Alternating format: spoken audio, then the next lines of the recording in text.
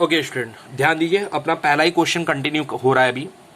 देखो, मैंने आपको ऑलरेडी बताया है कि ये शेयर फॉरफीचर के प्रोसेस में कंपनी को बेनिफिट होता है और ऐसे बेनिफिट रेगुलर बेसिस पे नहीं होते। तो याद करो, अकाउंट्स के अंदर जो बेनिफिट आपको रेगुलर बेसिस पे ना हो उसको क्या कहा जाता है? Capital profit.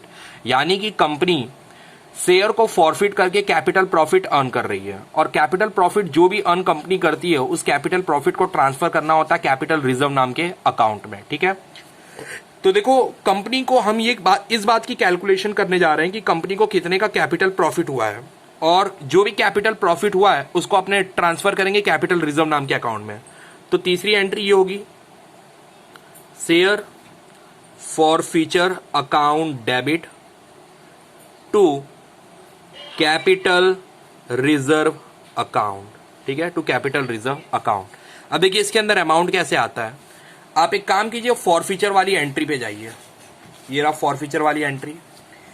फॉरफीचर की एंट्री में देखिए कंपनी को बेनिफिट कितने का हो रहा है। कंपनी को बेनिफिट हो रहा है 3500 का। कंपनी को टोटल बेनिफिट फॉरफीचर के केस में कितना हो रहा है? 3500 का। अब री इशू की एंट्री में आइए और री इशू की एंट्री में आप ये देखिए कि कंपनी ने कितना डिस्काउंट दे दिया। कंपनी को पहले 3500 का फायदा हुआ और इसके बाद कंपनी को 1000 डिस्काउंट देना पड़ गया री इशू पे। तो इसका मतलब कंपनी का जो टोटल बेनिफिट है वो है 2500 रुपया।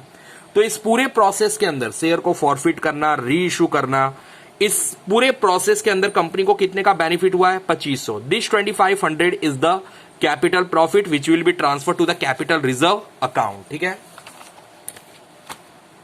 ये रहा 2500 और ये रहा 2500। तो this is the answer number 1। ठीक है, ये था आपका पहला क्वेश्चन। याद रखो, कैसे निकाला जाता है फॉरफीचर कैपिटल रिजर्व का अमाउंट। कंपनी को जो बेनिफिट हुआ है वो लीजिए और बेनिफिट कितना हुआ है वो आपको पता चलेगा फॉरफीचर वाली एंट्री में, और कंपनी ने कितना डिस्काउंट दिया वो लीजिए।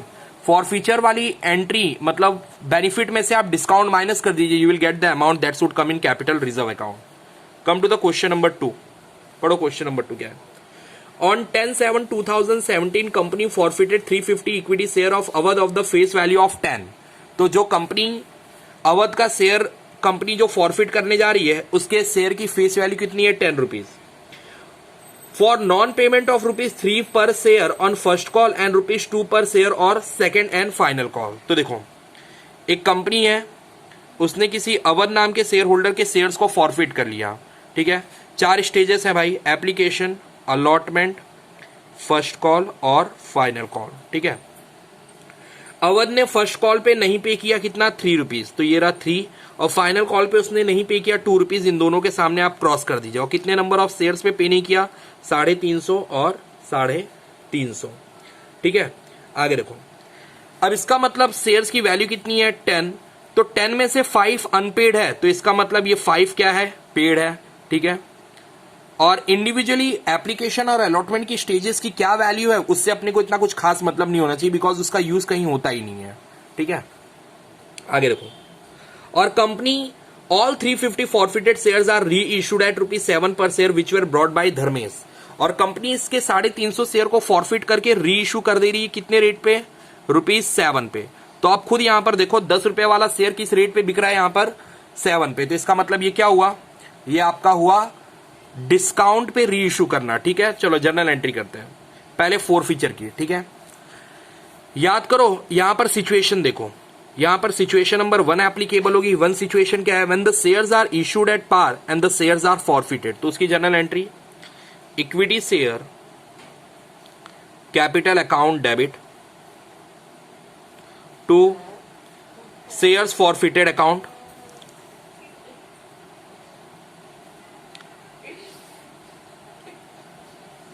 To first call account. भाई जिस स्टेज पे पैसा अटकता है उसका नाम रखो, यहां पर इक्विटी शेयर लिख लेना। ठीक है, मेरे से छूट गया। To equity share final call account. ठीक है, चलो ये अपना जनरल एंट्री हुआ। अब इसकी अपनी वैल्यू डिसाइड कर लेते हैं।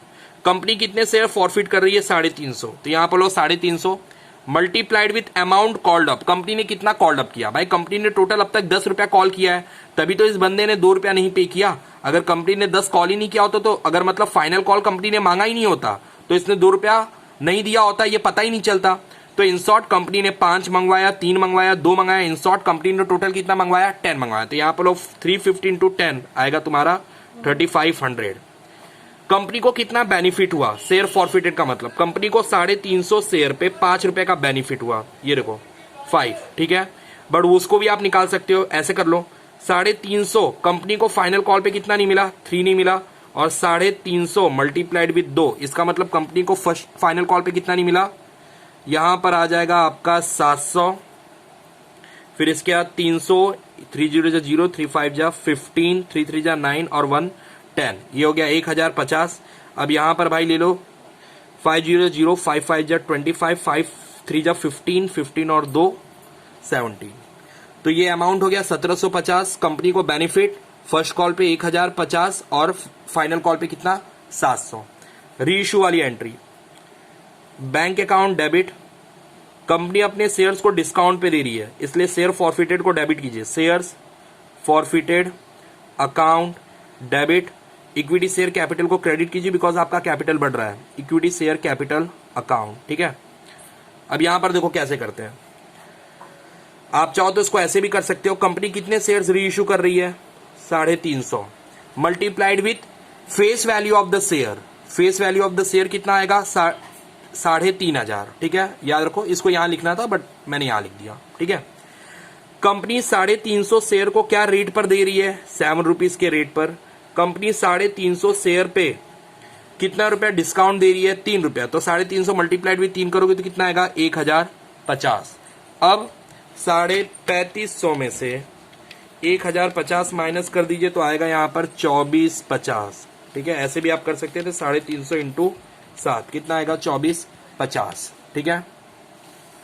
अब तीसरी एंट्री कैपिटल रिजर्व वाली, उसकी जनरल एंट्री क्या होती है, share forfeited account debit to capital reserve account. Student इसके अंदर अपने ये कैलकुलेट करते हैं कि पूरे प्रोसेस में कंपनी को कितने रुपए का बेनिफिट हुआ है, कितने रुपए का कैपिटल प्रॉफिट हुआ है, और वो कैपिटल प्रॉफिट को अपने ट्रांसफर करेंगे कैपिटल रिजर्व नाम के अकाउंट में। तो कैसे कैलकुलेट करते हैं, फॉरफीचर वाली एंट्री में जाइए, थोड़ा कंजेस्टेड हो गया बट थोड़ा ध्यान से देखना। फॉरफीचर वाली एंट्री ये रही, उसके अंदर शेयर फॉरफिटेड लीजिए यानी कि 1750, ये अपने को ये इंडिकेट करता है कि कंपनी को टोटल बेनिफिट कितना हुआ। अब कंपनी ने कितना डिस्काउंट दे दिया, री इशू वाली एंट्री में आइए, री इशू के शेयर फॉरफिटेड में देखिए 1050 माइनस कीजिए 1050, तो कंपनी को टोटल बेनिफिट कितने का हुआ 700 रुपए का, 700। ये कंपनी के लिए कैपिटल प्रॉफिट है और ये कैपिटल प्रॉफिट को अपने ट्रांसफर कर दिए किसमें, कैपिटल रिजर्व नाम के अकाउंट में, ठीक है। So this was the solution of the question number 2।